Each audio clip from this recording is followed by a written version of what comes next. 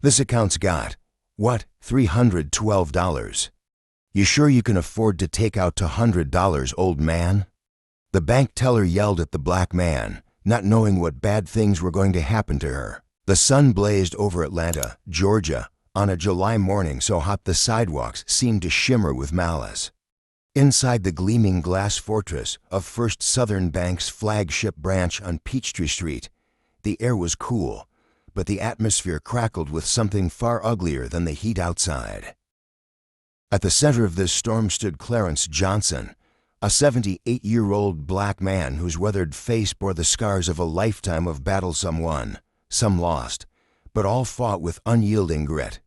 To the world, he was a quiet retiree in a faded straw hat and a threadbare button-up shirt, leaning on a cane as he shuffled through the bank's polished marble lobby. But to those who knew the truth, Clarence was no ordinary man.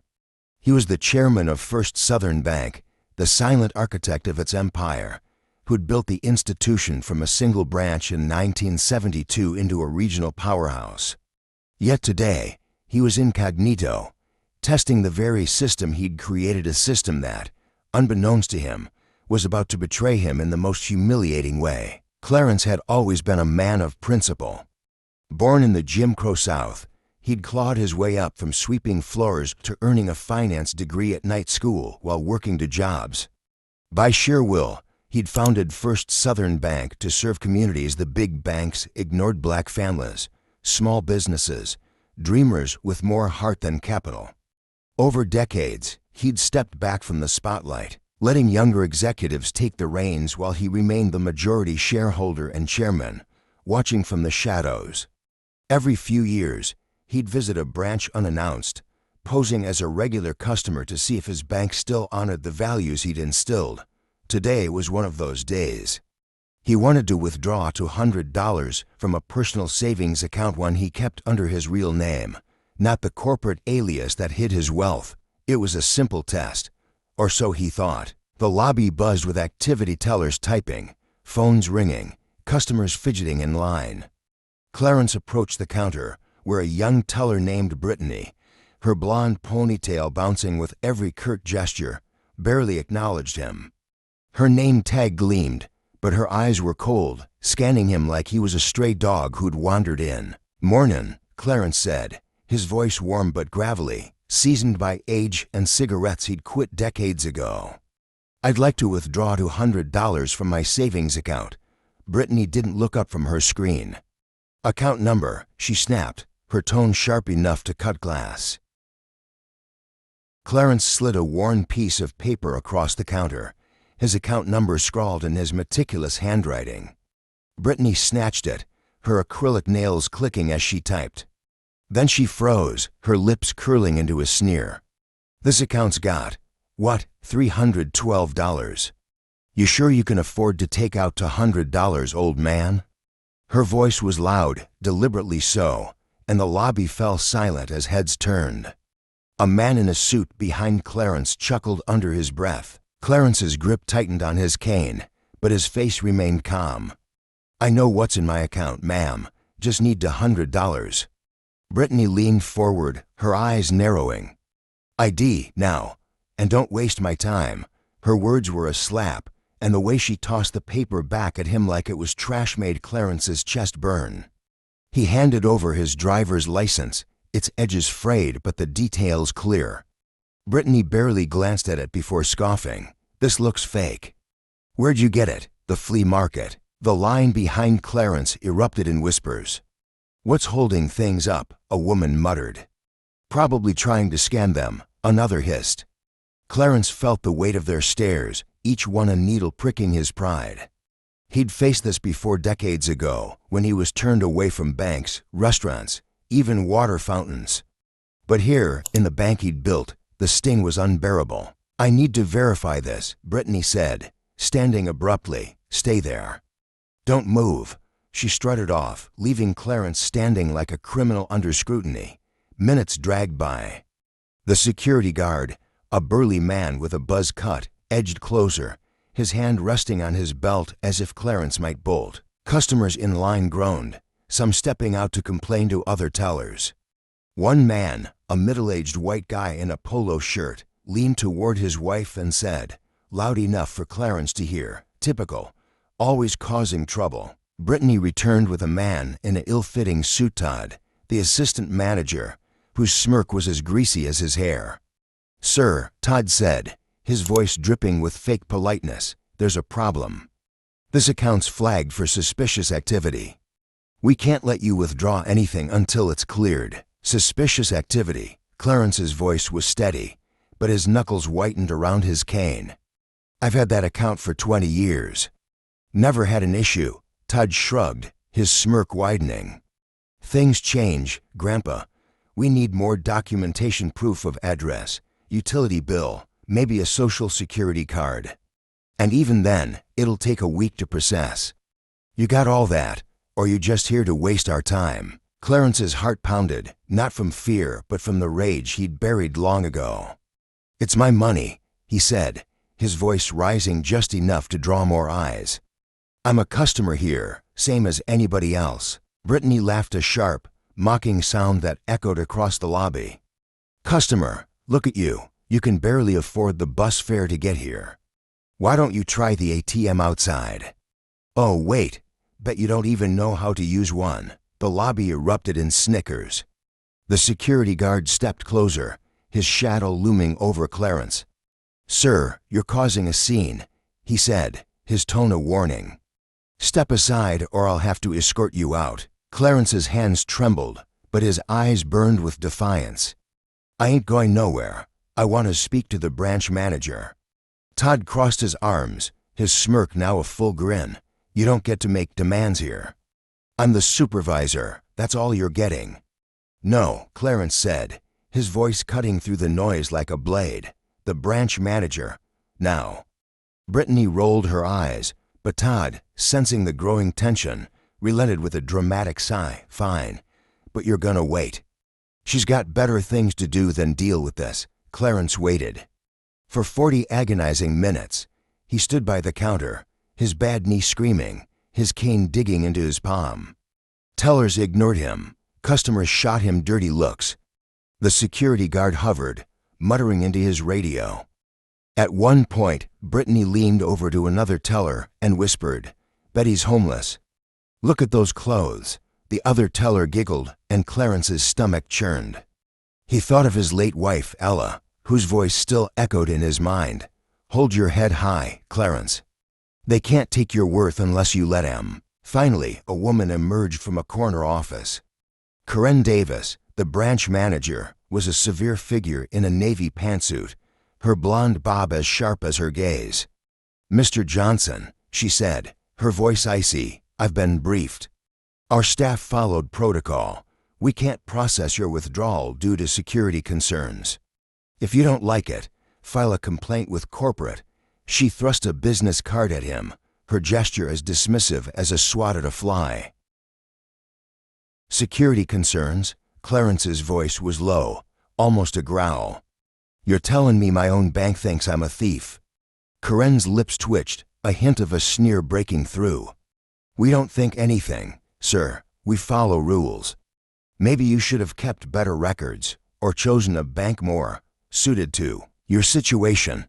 The implication was clear, and the lobby's silence was deafening. A few customers gasped, but no one spoke up. Clarence's vision blurred, not from tears, but from the fury boiling inside him. He'd built this bank to be a beacon of fairness, a place where people like him, people the world overlooked, could walk in with dignity. And now, his own employees were spitting on that legacy.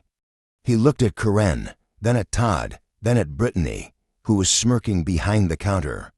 "You're making a mistake," he said, his voice quiet but heavy with warning. Corinne scoffed.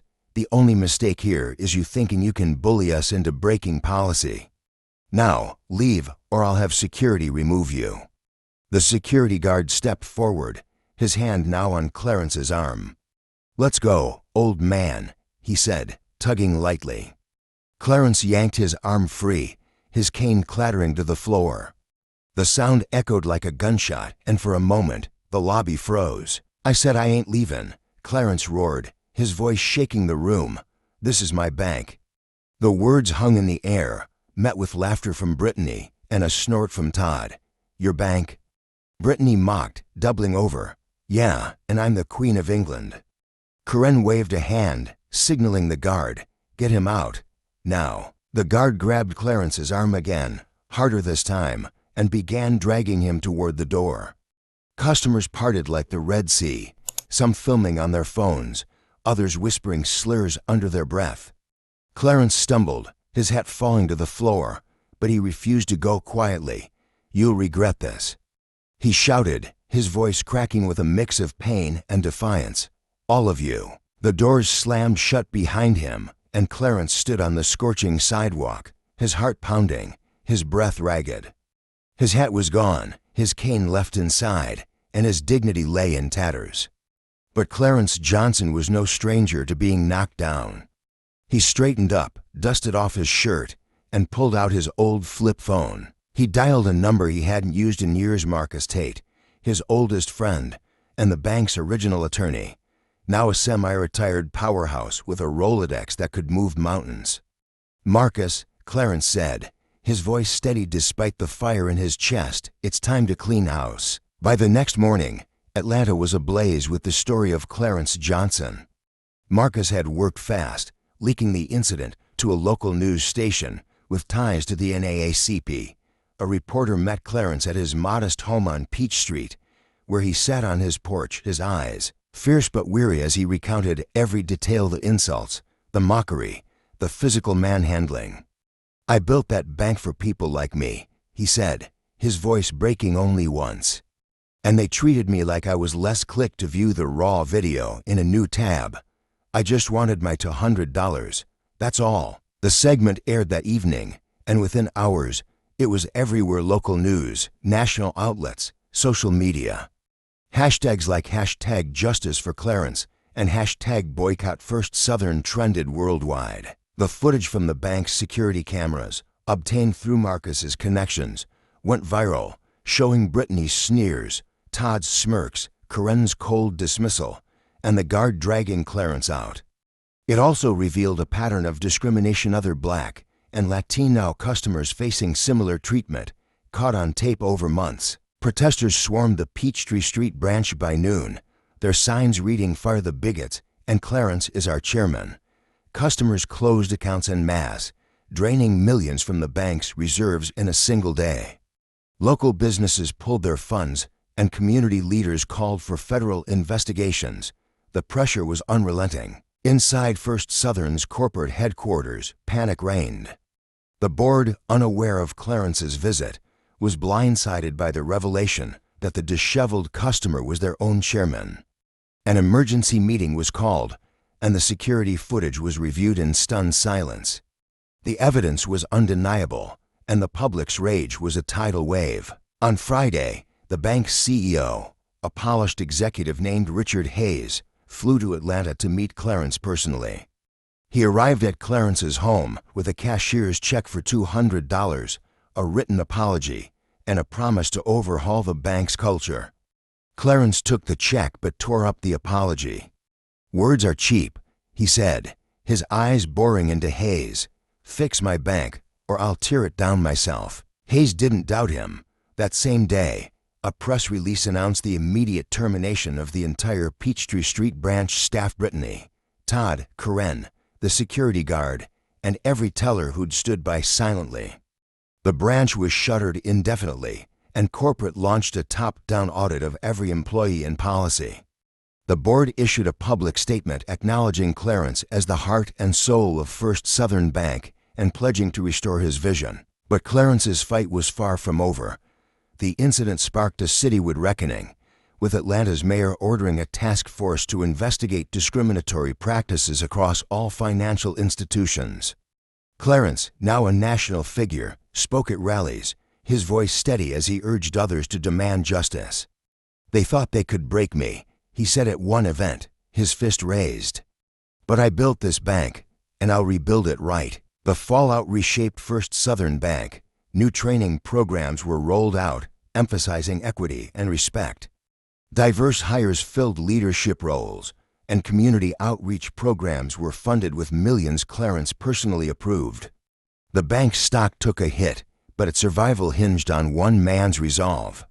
Back on Peach Street, Clarence returned to his garden, his hands in the dirt, his heart heavy but unbroken. His granddaughter's birthday arrived, and with his $200 plus a small donation from supporters, he bought her a shiny red bike and hosted a block party with ice cream for every kid in the neighborhood. As the sun set, he sat on his porch, Ella's voice whispering in his mind, "They can't take your worth, Clarence, not unless you let 'em." Clarence Johnson hadn't let them, and he never would.